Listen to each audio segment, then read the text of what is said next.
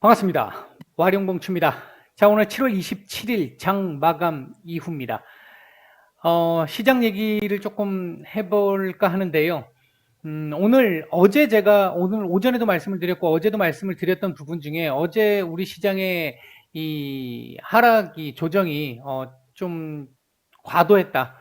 그리고 외인들의 매도도 조금 과도하게 나왔다. 그렇기 때문에 오늘 일정 정도의 반등이 나올 것이고 외국인들도 매수로 들어올 가능성이 조금 더 높겠다라고 말씀을 드렸는데 일단 오늘 외계인들은 일단 매수 우위로 마감을 했습니다.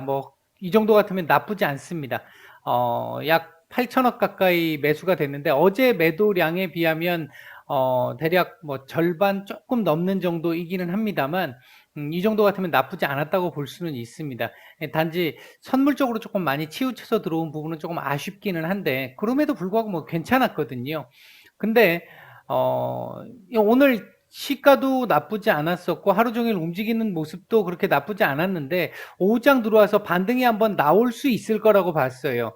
오늘 이 시장, 우리 코스피 자리를 보면 3260에서 많으면 한 70 정도까지 한번 고점을 찍어줄 수 있는 자리이었었기 때문에 그 흐름을 만들어주지 않을까. 그래서 오후장에는 조금 반등이 나오면서 윗꼬리로라도 3260에서 70 사이 정도를 한번 찍고 윗꼬리를 조금 달지 않을까. 양봉 몸통 약간 가진 걸로 마감을 하는 이런 모습을 예상을 했었습니다만 오후장 후반부쯤 들어와가지고, 요때부터죠. 오후장 후반부쯤 들어와가지고, 요 구간에서부터 시작을 해서, 갑자기 불현듯, 호련히 표표히 느닷없이 신압으로 서든이하게, 중국 증시와 홍콩 증시가 급락을 하기 시작을 했습니다.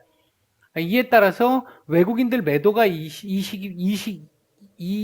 타임부터 나오기 시작을 했고 그러면서 우리도 같이 한번 급락이 나온 상태였습니다. 물론 갭으로 조금 뜬 상황이 있었기 때문에 오늘 하락폭은 얼마 되지 않고 코스피는 상승 마감을 하기는 했습니다만 개인적으로 봤을 때는 상당히 좀 아쉬운 모습이었다 이렇게 말씀을 드릴 수 있겠고요.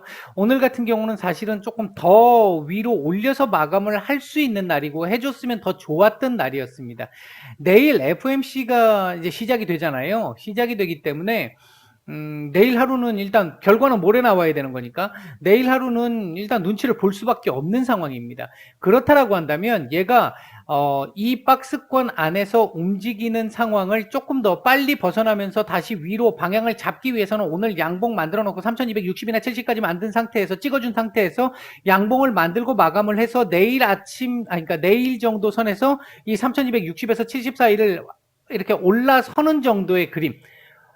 물론 많이 안 올라도 되는 거죠. 오늘 이렇게 올라줬다면. 그렇게 해서 강보합 정도 선에서의 마감 정도가 나와주면 FOMC 이후에는 이 위로 벽 뚫고 퓨처가 한번 가능할 수 있는 그런 시나리오를 일단 기대를 해서 목표치 3260에서 70 정도를 말씀을 드렸는데 일단 그 상황을 만들지 못했습니다.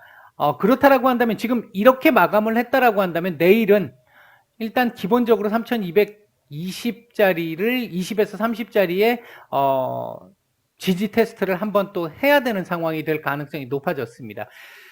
이 자리 아랫꼬리상으로는 한번 내줄 가능성이 있겠고요. 아랫꼬리로 한번 내준 이후에 다시 끄집어 올려서 이 자리의 지지 여부를 확인할 것 같습니다. 테스트가 나올 것 같습니다. 그리고 나서 FOMC 이번에 큰 문제는 없을 거라고 보는데 양봉 정도 내일은 이렇게 되면 이런 식의 그림이 나와줘야 되는 거죠. 이런 식의 다시 그려볼게요.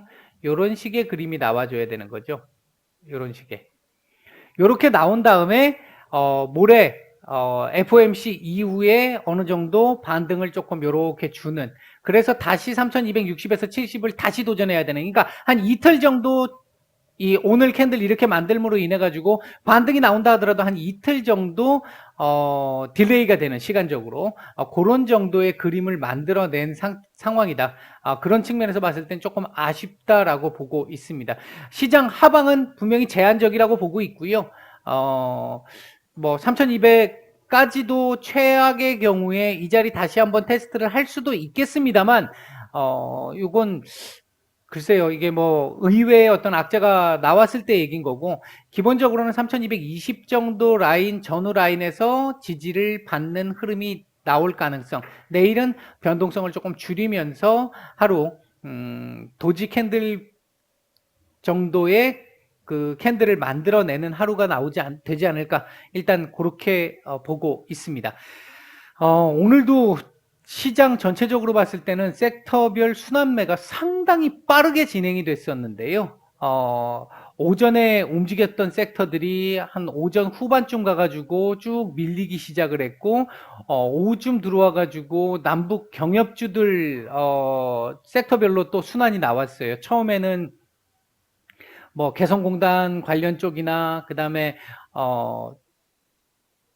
철도 쪽이나 뭐 이런 쪽에서 움직임이 그 DMZ 평화공원하고 이런 쪽에서의 움직임들이 좀 나왔는데 이내 또 조금 이게 바뀌면서 다른 이제 의학 쪽에서도 조금 움직임이 좀 수급이 좀 들어왔었고요. 그리고 섹터 내에서 한두 개만 이렇게 급등하게 올라가는 이런 상황에서 다른 애들도 수급이 조금 더 받쳐주는 이런 흐름도 일부 좀 보였습니다. 그랬다가 여기서 내려앉기 시작을 하면서 대북주들도 조금 수급이 또 빠지게 되는 이런 상황까지 오늘 상당히 좀 수급의 변화가 많았던 하루였습니다. 시장이 쉽지만은 않은 시장이고요. 대북주 관련해 가지고 잠깐 말씀을 드리면 일단 대북주에서는 반가운 소식인 건 분명하죠. 그동안 이 연락사무소 폭파 이후에 단절됐던 북한과의 통신이 이루어지게 됐다라는 측면에서 반가운 소식인 건 분명합니다만, 이게 워낙 북한과의 관계가 지금 한 2년 가까이 좋지 않은 상태에서 대북주들 바닥권에 밀려 있는 상태에서 오늘 반가운 소식이 하나 들렸기 때문에 오늘 반응이 좀 나왔던 것이지, 추가적으로 사실 내용적으로 보면 별 내용은 아니거든요. 다시 북한과 대화의 가능성이 생겼다라는 이제 씨앗입니다. 씨앗.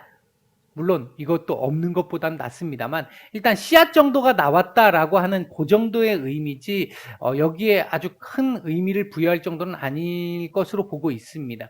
아마 이게 뭔가 조금 추세적인 지속성을 가지려면 추가적인 무언가의 플러스 알파가 나와야 해요.